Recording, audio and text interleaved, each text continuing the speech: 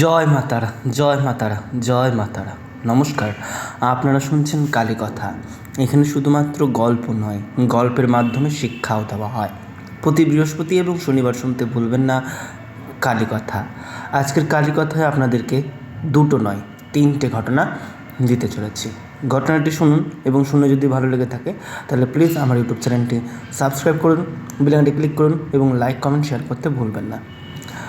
আরও একটা কথা, সেটা হলো যে আপনার বাড়িতে যদি কোনো রকম অলৌকিক কোনো ঘটনা ঘটে থাকে, সেটা মা মনসা হতে পারে, মা শীতলা হতে পারে, মা দুর্গা হতে পারে, বা কালীও হতে পারে,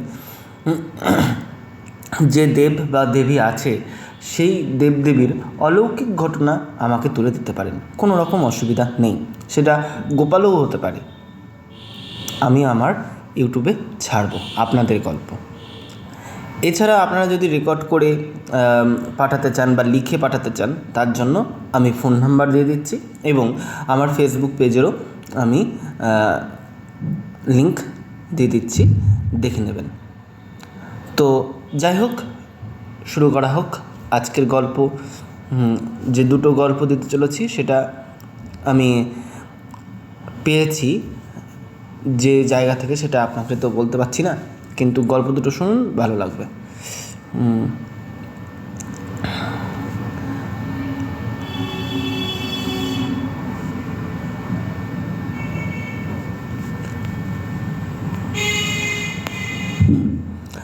গল্পটির নাম হলো শ্রীকালহস্তি। কেন এরকম নাম বলছি? শ্রীকালহস্তি, এই শ্রীকালহস্তির এই মন্দিরটি যেখানে আছে, সেই মন্দিরটির আরও একটি নাম হলো জড়িয়ে আছে আর এক কাহিনীর সঙ্গে। সেটার নাম হলো কান্নাপ্পা, এক ভক্ত। তবে কান্নাপ্পার আগেও কিছু ভক্ত ছিল, তাদেরকে নিয়ে এই গল্পটি।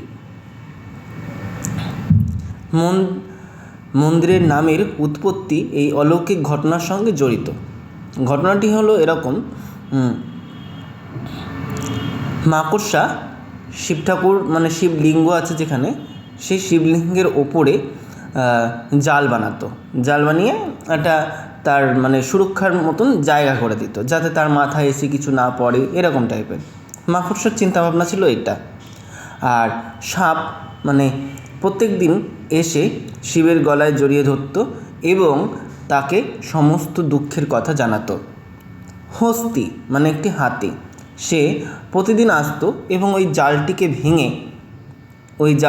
ভেঙে সে জল বা দুধ যেটাই পেত সেটা অর্পণ করত।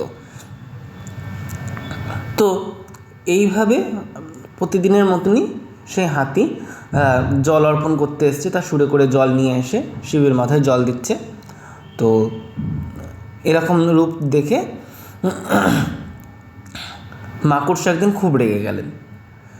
দিয়ে মাকড়সা করলো কি, সেই হাতির সুরের মধ্যে ঢুকে গেল এবং হাতির সুরে গিয়ে একটা কামড় বসালো এবং হাতি তখন ছটফট করতে লাগলো এবং এই কষ্ট সহ্য করতে না পেরে শিবলিঙ্গকে জড়িয়ে ধরেছিল সাপ। সেই সাপের মাথার ওপর পা দিয়েছিল হাতি। মাকড়সা তো সেই হাতির সুরের মধ্যেই মারা গেল, এদিকে হাতি মারা গেল, হাতির সঙ্গে মারা গেল সাপ। এর ফলে এই তিনটে আত্মা মুক্তি পেল। পাওয়ার পরেও সেই তিনটে আত্মা এই শিবলিঙ্গে থেকে গেল। মহাদেব তাদেরকে বর দিলেন এই শিবলিঙ্গে থাকা। তাই যে যায় এই শিবলিঙ্গ কেউ ছুঁতে পারে না। এই তিন আত্মা এখানে রাখা আছে, পবিত্র আত্মা। তো যাই হোক, এটা হচ্ছে শ্রীকালহস্তির ঘটনা। আরেকটি ঘটনা আছে, দুটি ঘটনা আছে। ঘটনাটি হলো সুদর্শন চক্র নিয়ে। সুদর্শন চক্র কীভাবে নারায়ণ লাভ করলো সেটা নিয়ে একটি ঘটনা। একবার অসুর খুব দৈরাত্ম্য করছে, খুবই অত্যাচার করছে, কোনো দেবতারা পেরে উঠছে না। একমাত্র নারায়ণই সেই যুদ্ধে জয় হতে পারে। সেই কারণে বিষ্ণু মহাদেবের ধ্যানে মগ্ন হলেন। মহাদেবের ধ্যান করছেন, ওম নমঃ শিবায়, ওম নমঃ শিবায়, ওম নমঃ শিবায় এই বলে। এবং তার এই ধ্যানে, তার এই তপস্যায় সন্তুষ্ট হয় শিব ঠাকুর। কিন্তু তারও আগে শিব তার পরীক্ষা নেয়। ভক্তের পরীক্ষা নিতে মায়া বলে একটি ফুল, মানে 108টা পদ্ম ফুল দিয়ে মহাদেবকে পুজো করছিলেন, কিন্তু ওই 108টা পদ্ম ফুলের মধ্যে একটা ফুল মহাদেব লুকিয়ে রাখেন। একটি ফুল কম দেখে বিষ্ণুদেব তখন করলেন কি, তার নীল কমলের মতন চক্ষু মধ্যে, দুটি চক্ষুর মধ্যে একটি চক্ষু উপড়ে ফেলেতে গিয়েছিল শিব, মানে মহাদেবকে অর্পণ করবে বলে। এই রকম ভক্তি দেখে মহাদেব সন্তুষ্ট হয় এবং তাকে দর্শন দেন, আর তাকে সুদর্শন, মানে এত সুন্দর দেখতে যে কারণে তাকে সুদর্শন চক্র দান করে, যা অসুর বিনাশে সক্ষম। এমনও শোনা যায় সুদর্শন চক্র বিশ্বকর্মা দ্বারা নির্মাণ করা। তো সেটা নিয়েও একটি ঘটনা আছে।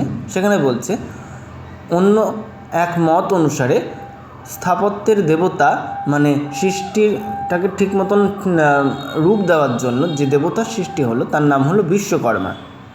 বিশ্বকর্মা তার জামাতা সূর্যদেবের তেজ কমানোর জন্য তার শরীর থেকে কিছু অংশ কেটে নেন।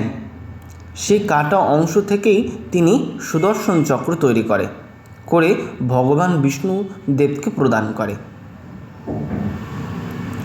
তো 3টে ঘটনা আজকে আপনারা শুনলেন অলৌকিক। ঘটনাগুলো কেমন লাগলো তা জানাতে ভুলবে না। জানাতে হলে আমার ইউটিউব চ্যানেলটি সাবস্ক্রাইব করো, বেল আইকনটি ক্লিক করো এবং লাইক কমেন্ট শেয়ার করতে ভুলো না। তো আশা করছি আবার পরে দেখা হবে, পরে আবার আরও সুন্দর সুন্দর এর থেকে গল্প পাবে। আর একটা কথা আবারও বলছি যে সুন্দর গল্প, তোমার নিজের বাড়ির মানে অলৌকিক এরকম কোনো ঘটনা দেবদেবীর যদি জানাতে চাও তা আমাকে হোয়াটসঅ্যাপ করতে পারো। হোয়াটসঅ্যাপের নাম্বার আমি দিয়ে দিচ্ছি এবং ফেসবুক পেজ বা ফেসবুকে লিঙ্কও আমি দিয়ে দিচ্ছি, সেখানেও তোমরা জানাতে পারবে। সেটা কোথায় দেখতে পাবে? আমার ইউটিউবটি অন করার পর সেখানে ক্লিক করবে এবং মোর বলে লেখা আছে, ওখানে ক্লিক করবে। ক্লিক করার পর নিচে দেখবে একটা লেখা আসছে, ওর মধ্যে নীল রঙের একটা দাগ থাকে এবং ওইটাকে ফলো করবে, ওটাই হচ্ছে লিঙ্ক। আর ফোন নাম্বার ওখানেই দেওয়া থাকবে। আর যদি না বুঝতে পারেন আমি স্ক্রিনেও দিয়ে দিচ্ছি আমার ফোন নাম্বারটি। জয় মাতারা, জয় মাতারা।